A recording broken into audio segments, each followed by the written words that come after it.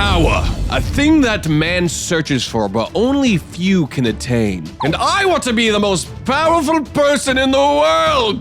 Just kidding. I'm just kidding. I don't really need to be that powerful. But then it got me thinking, how powerful is every legendary in the game? I'm just kidding. It did not get me thinking that, but I did see this video called "How Powerful is Every Legendary Pokemon Kinetically?" And I was like, that's kind of curious. I kind of want to see what that's about. It's by JPR. Make sure to hit the subscribe button on his channel. Because you know when we do these reactions, they made this. So if you guys are watching it through my video, make sure to go show some love. You know, it's always nice to do that. But anyways, let's hop into the video. I love the music. Oh, I gotta turn this up. That's a good intro. I'm kind of jealous. Good morning, everybody. Good morning. It's JPR, and welcome back to another video. Good morning. So, in the past on this channel, we've discussed how rare every legendary Pokemon was, but we've never actually discussed how strong every legendary is. I want to guess one on the top of my head. I want to guess the weakest and the strongest. So, I'm going to guess the strongest. Oh, God, this is going to be hard. I'm going to guess the strongest is Giratina. Weakest, Tornadus. Canonically, I should say. For instance, in terms of in-game usability, we all know that Regigigas is actually one of the weakest legendary Pokemon due to his slow start ability. Yeah, that's true. You're right. In terms of the actual Pokemon lore, he's still strong. It is one of the stronger legendaries. Yeah, he can move mountains. Versa. Some Pokemon like Heatran or the Tapus are absolute beasts in competitive gameplay, yes, but are relatively weak canonically speaking. How though? Because Heatran literally lives in lava. So I'll be looking over all the evidence I can find, whether it's Pokedex entries, in-game lore, or one of those overpriced GameStop guidebooks hidden somewhere. Hell yeah. I need some of those. Layers of dust. And of course, we'll be going from weakest to strongest using our handy-dandy tier list, going from unrealized power to no special powers to niche powers to exceptional powers to planet-altering to universal threats to literal gods. Okay. Let's get started. Arceus has to be godlike, obviously. A quick word from the sponsor of today's video. Keeps. Honestly, I'm gonna skip through this. Kicking off our lowest tier, the unrealized power tier, are all the legendary Pokemon that evolve into more powerful legendaries. This interesting. Cosmog, Kung-Fu, and Type Null. That doesn't count. I don't count those as the weakest. I wasn't thinking about that. Tornadus. I'm gonna say Tornadus, like actual like evolution or whatever. All that. He's still the weakest. All right, this doesn't count. I'm still, my guess should still count. Yes, he is officially recognized as a legendary. Don't make me keep repeating it. He is. Essentially, there is really nothing special about any of these Pokemon in their base forms, but they will evolve into far more powerful legendaries eventually. Okay. Although if I had to rank these, obviously Cosmog and Cosmoem are at yeah, that's fair. It doesn't count though. Useless. I don't count them. Next would be Kubfu because it's at least a functional He doesn't count Pokemon, yet. And last would be Type Null because it pretty much has Sylvali stats already. It just lacks speed and its signature ability. Pretty easy tier though, so let's move on to the next one. The next tier is the no special powers tier. Okay. These Pokemon are just exceptionally strong and rare when compared to normal Pokemon, and more often than not have a relationship with a more powerful legendary Pokemon. Okay. Ranking lowest in this tier are Spectrier and Glacier. What? The most notable thing about them is that Calyrex rides them to work every day. True. So they are the epitome of beta. Up next, the Swords of That just makes them beta? Justice, Cobalion, Terrakion, and Virizion. Basically, they just help save a bunch of Pokemon from a forest fire. Slay, dude! I hate those guys! Pokemon in this tier that don't have connections with a more powerful legendary, so they can't be like, Downy, this 10-year-old is being mean and trying to catch me, please come help!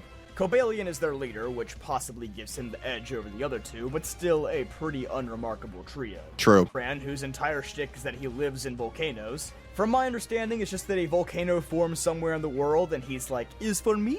And then just takes up free residency there. That's fair. He has no movies, stacks no paper, and is maidenless. Oh, he's not maidenless, bro! He gets bro. Come on. You can't knock him like that, man. Come on. He's sick. I love him. All in all, a very unimpressive legendary. No, he's impressive! Heatran are the 5 lower Regis. None of them have any unique powers, but they are all known for having exceptional endurance, and they are potentially immortal due to Regigigas making them out of nothing but their materials. They're awesome. This means that they have no internal organs, and they can regenerate their strength as long as they have the materials nearby. I guess you're right, that's fair. And Regidrago are probably the most impressive of the 5, with Regieleki being capable of supplying all the power in the Galar region. Oh, wow. And Regidrago evidently possesses the power of all Dragon-type Pokemon. Wow. The Regis are hard to place, honestly, because you could say that they're more threatening because people had to lock them away to keep themselves safe. Exactly. But at the same time, if humans are able to lock you up, are you really that powerful?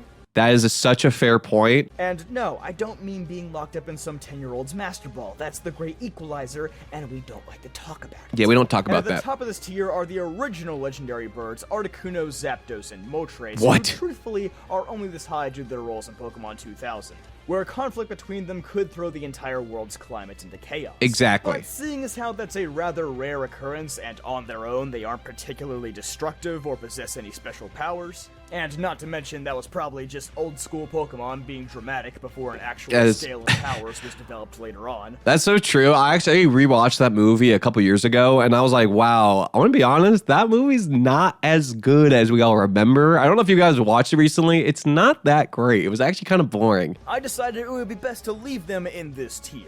Certainly you could debate that they deserve to be a bit lower than the other Pokemon here, though. Yeah, but the thing is, how they're so stronger than Tornadus. You cannot tell me Tornadus is stronger than them. I refuse to believe it. Our next tier is the niche powers tier. This includes Pokemon that have some sort of special ability or power that separates them from the crowd, but it's not exactly a widely usable ability or a particularly powerful one. Okay. At the bottom of this tier are Urshifu, Latios, and Latias, who really don't have amazing powers, but That's Urshifu fair. is the only legendary capable of Gigantamaxing. Exactly. And Latios and Latias can at least Mega Evolve, which is more than some legendaries have. True. Cresselia is next, possessing the That's all you have to say about them? I mean, I feel like Latios and Latias are both pretty cool, but I guess I do agree. Like, they don't really have everything going for them. They're mostly just like cool, really cool Pokemon. So I guess that's why they're down here. ability to dispel nightmares created by Darkrai. Yep. That's it. niche. It's niche very that some specific. games only give it the regular wild Pokemon battle theme. That's just insulting. That Right is. above Cresselia are Raikou, Entei, and Suicune, the legendary. Dude, how are the genies above them? That makes no sense. Can't Entei control volcanoes? Beasts. Please don't call them the legendary dogs. Have you ever seen what a dog looks like? They're dogs. Raikou has the ability to control storm clouds at will and travel within lightning bolts. Entei's bark is said to erupt volcanoes across the world, and Told ya. Suicune can purify tainted lakes and rivers by running across them. Yes, he can. Hey, not every power has to be destructive. Hey, yes, exactly. He's a good guy. You know, he's great. He's part of the Green Party. That's Suicune. He's known for that. He's actually the head guy for the Green Party. Next, we have the Kamis, also known as the forces of nature, Tornadus, Thunder, Wait, did you say commies? destructive. Next, we have the Kamis, also known The commies? What? as the forces of nature, Tornadus, Thunderous, and Landorus, and of course the newly added Enamorus. Yes. Although the four of them are commonly associated terrible. with fertility and the growing of crops, they can each create massive storms and cyclones to punish people who damage the land. And in the anime, Giovanni demonstrates that by controlling them in their Therian forms, a never-ending wave of natural disasters can also be created. Okay. But it appears that this isn't an ability that any of them have access to individually, Exactly. so it doesn't count for much. Next is Okay, so wait, so I don't understand that. That sounds so much like the legendary birds. Wouldn't they just be on the same tier then? That sounds like the exact same thing, no? Sylvally, who is developed as an Ultra Beast killer and does have the ability to switch to any type. It's worth mentioning that I did not include the Ultra Beasts in this video since they aren't officially recognized as legendary Pokemon, although Yeah. they do share many of the same characteristics. They're sick though. If I did include them, they'd probably be in this tier too, because Niche although powers. they don't possess any unique powers, they are still remarkably dangerous. Especially Guzzlord, who can devastate entire planets with Yeah. his non-stop eating. Yeah. Slightly above Sylvali are the 4 island top. This is actually kind of crazy because it's making me realize how many legendaries are like they're legendaries, but like they're not like these all-powerful beings. Like there's so many, like just like in this regular tier where like they're good, they're just not phenomenal. They're not like too strong. Who also fight against Ultra Beasts, but can periodically turn violent against humanity too. They each have a Really? special power available to them as well. Tapu Koko can store thunderclouds in its shell, Tapu Fini can heal people using scales, Tapu Bulu can manipulate plants, and Tapu Fini controls Tapu Fini the goat, baby. We like Tapu Fini. Everyone has a big Tapu Koko stand, but you guys are all just cheap. Tapu Fini, that's where it's at, bro. ocean currents and can bring the souls of the dead back within its mist as seen in the anime. Isn't that sick? And to round out the top of this tier, we have Mesprit, Azelf, and Yuxi, the Lake Trio. They Yeah. may not look like much, but according to the Pokedex, each one is capable of taking away the memories, emotions, and willpower of their foes. Oh, wow. In Azelf's Didn't case, know it that. can literally control the bodies of its opponents. And most terrifying of When all, the hell- these 3 Pokemon are gathered in one place, they can create a red chain that summons and controls the Godlike. Yeah, we already know that. But when the heck, where in anywhere does it say that Azelf can do that? That is actually kind of insane. Is it like part of like the library in the, I don't know, in like Diamond and Pearl? Does it say that in there? Because that is actually insane. Of the Pokemon world.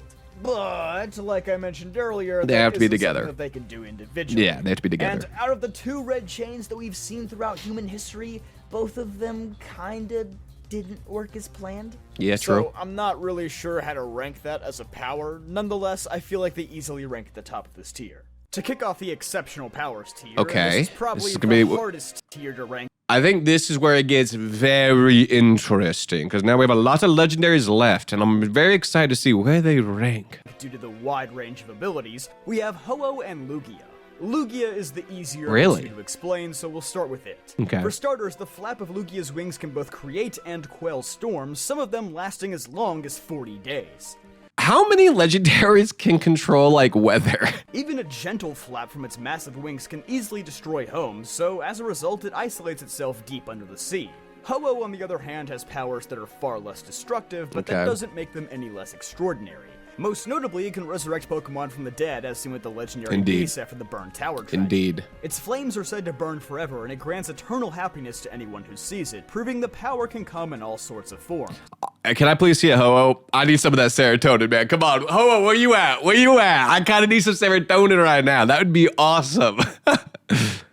Our next Pokemon, Calyrex, is similar and also possesses many unique abilities. Oh, this guy. Like the Kami's, Calyrex is also capable of creating— What is a Kami? It sounds like he's saying, what's the, I'm blanking on the word. Is the word Kami also meaning genie? I'm so lost on that. Bountiful harvests, but it can additionally use its psychic powers to control people and Pokemon, as seen through Peony and its 2 steeds. While riding on the steeds, you can bring out their true power as well and use attacks that will blast through entire mountains. And finally, unlike other Pokemon that Dynamax using the remains of Eternatus' energy, Calyrex is able to Dynamax using its own internal energy, as evidenced by the blue aura that surrounds it.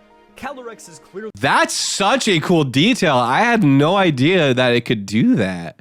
And that's so cool that it actually has a different aura. Is that true? Is he like the only one with that like blue aura? I'm gonna have to go play Sword and Shield again. A being of great power, but unlike most legendary Pokemon, that power is largely expressed in more gentle and benevolent ways. Taking us even higher in the power hierarchy, we have 3 duos of legendary Pokemon, and just know that despite the order, they're all roughly the same power. Okay, that's what I was kind of doing this the entire time. So keeping it in the Galar region, we have the hero duo Zacian and Zamazenta. Of course, they are most notably known for being able to defeat Eternatus during both Darkest Day events, though not without help from Hop's Dubwool. The armor they carry is so solid that not only can they shrug off attacks from Dynamax Pokemon, but they can also strike them down with ease. True. And they do the Luke Skywalker force projection stuff too. Yeah. Not exactly powerful, but it is cool. It is very cool. Together, they can undo the effects of Eternatus' Eternamax. I will say though, like Zacian's like really sick as like this like box art legendary for this like generation. But Zamazenta, I feel like is so underwhelming. Like, look at him. Which one looks cooler to you? If you say Zamazenta, I feel like you're coping. Zacian is definitely way cooler. Which prevents all Pokemon attacks from working. Now, of course, since it hasn't been mentioned yet, Eternatus does indeed rank higher than these two do. Because if Zacian and Zamazenta were separated, it's highly unlikely that either one of them would have been able to defeat Eternatus alone.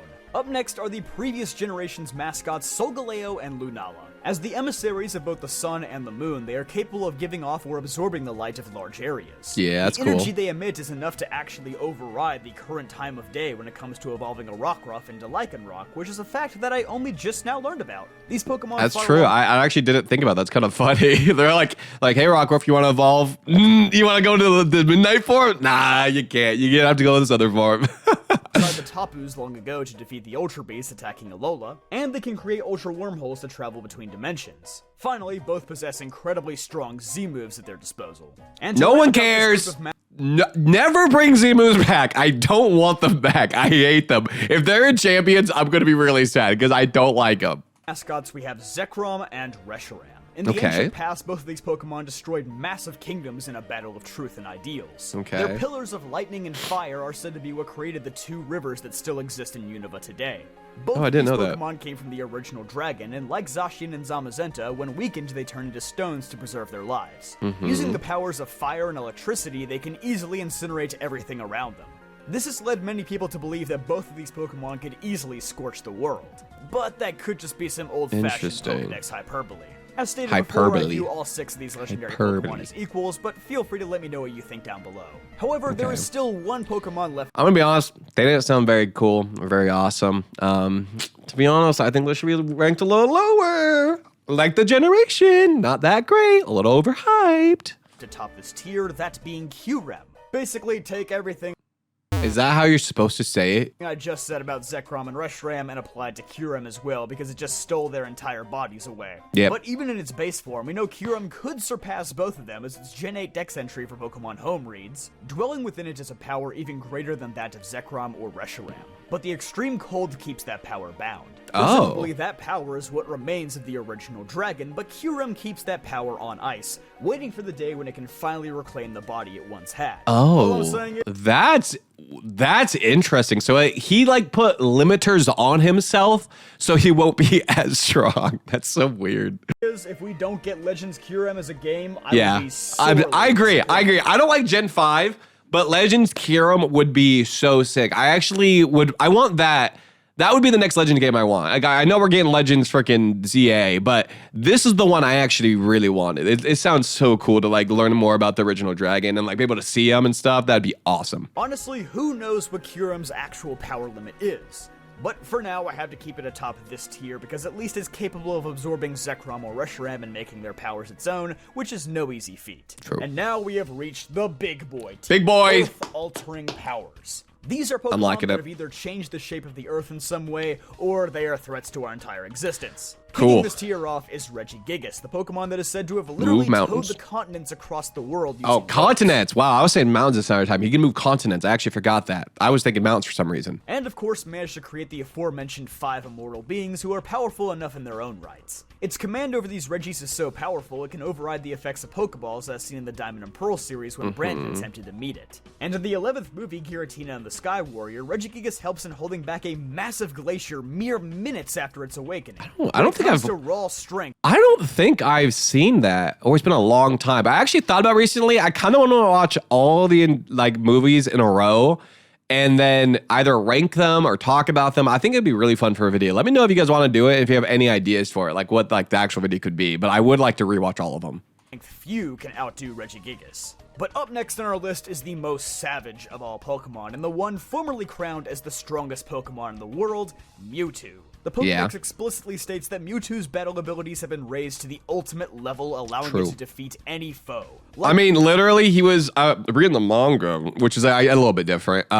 He was literally created to battle. That's what he was made for. Oh my god, I skipped forward. But yeah, that's what he was made for. So he should be the ultimate Pokemon for battling, to be honest. Like other psychic types on this list, it's also been shown to be capable of mind control, and it creates a storm intended to wipe out humanity in the first movie. Mewtwo is truly the most terrifying weapon created by man, but there are other entities that surpass such a creation. That's fair. Including the Pokemon of life and death themselves. I mean, to be honest, the fact that he's even this high on the list is pretty sick because, like, we're only going to see, like, Arceus and stuff like that from now. And Groudon and Kyogre. We haven't seen them yet. Ooh. Xerneas and Yveltal. Both are capable of giving or absorbing life from everything around them, and their mere auras are strong enough to invigorate other fairy or dark-type Pokemon. True. Not to mention that their powers to give and take life were instrumental in the building of Kalos' ultimate weapon, which devastated the entire region. Exactly. The after effects of which would later give birth to the Mega Evolution phenomenon. Well, and Yveltal, literally, I'm pretty sure he, like, can just absorb, like, life from the land, I'm pretty sure. So, like, if, like, say there's flowers and stuff around, that sounds like kind of baby, but flowers, it's a forest, he could like steal the life out of it, I'm pretty sure, and like just have it all die. I think that's what he can do. Like for some reason I have that visual in my head from like a long time ago. Maybe it was in the show or something. Both of these Pokemon are overflowing with power that influences everything they touch. Exactly. With that being said, I'm sure some of you are wondering why they don't rank higher in this tier, and that's mostly because the reach of their powers are confined to a radius of roughly a few hundred miles. Oh. These Pokemon aren't capable of destroying... Yeah.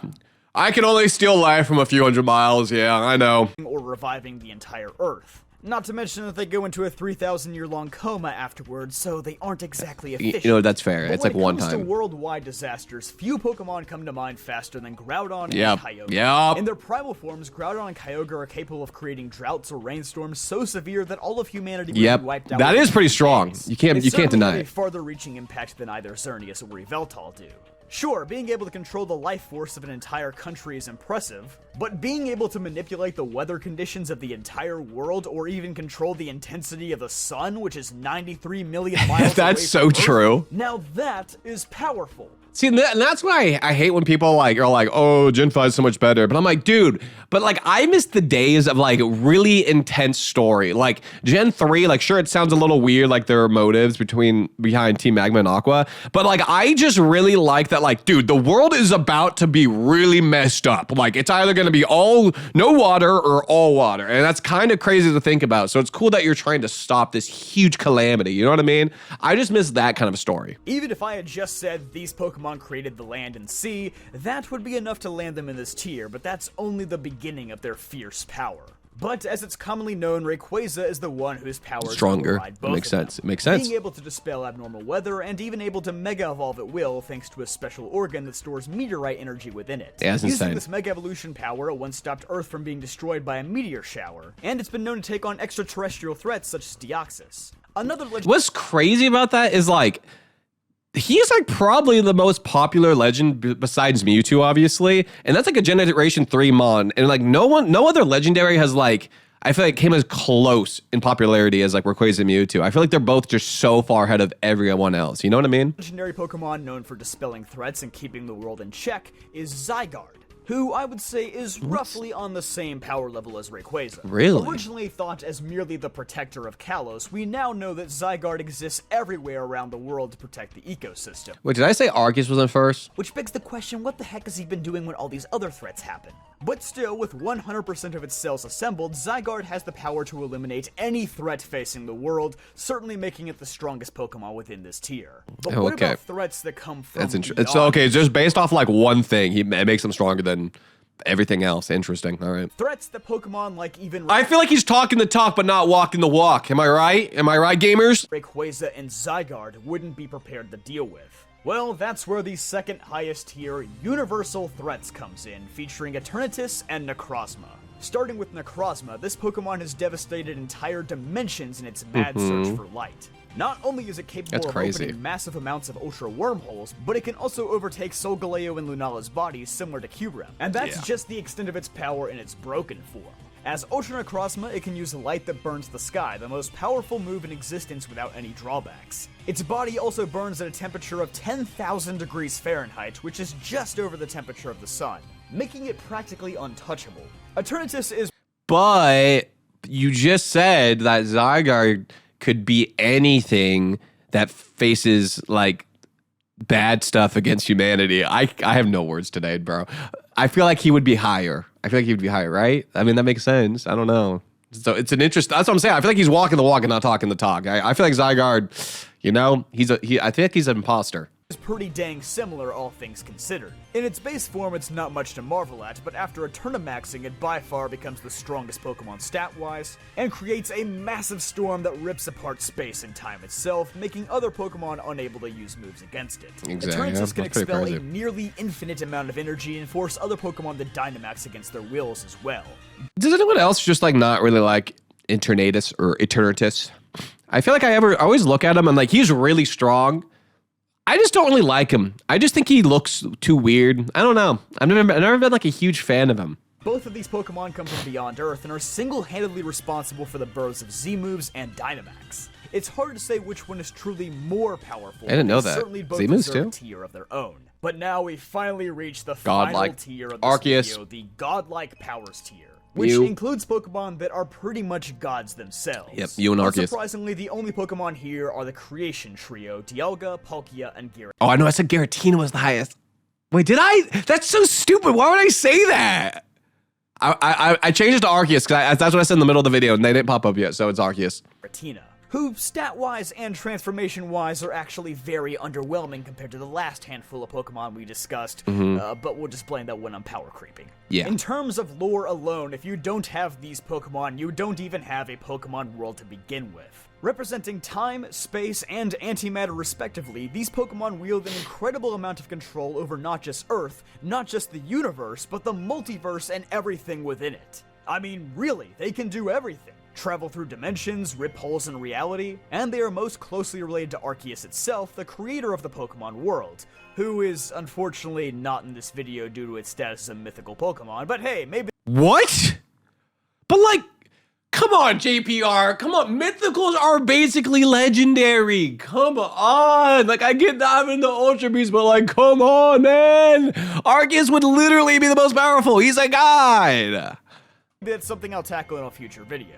Of course, if you want to see that, make absolutely sure you're subscribed. So here is the final list to recap everything I went over, hopefully. So I'm technically right. Giratina is actually in the top of all the Pokemon. So that means Mew's mythicals too. That's so stupid. But so technically I was right. Not about Tornadus, but I was right. Hopefully that wasn't an information overload and you had time to digest all of it. I did. Nonetheless, it took a ton of work to put this together, so I greatly appreciate if you left a like on this video and a comment down below. Yo, I got you. Look at this. Hit the like button. This video was rad. Yep. Hell yeah, guys. See, I'm doing my part. You do your part too. Go. Even though he has a lot of views. Oh my goodness. I can only wish. But anyways, thank you guys so much for watching. I do appreciate it. Make sure you guys are obviously going and subscribing to JPR. Subscribe to our channel. Hit the like button. Leave a comment and what you thought about any of these Pokemon rankings and any of my opinions that I had. But with that, I'll see you guys all in the next one. Peace out.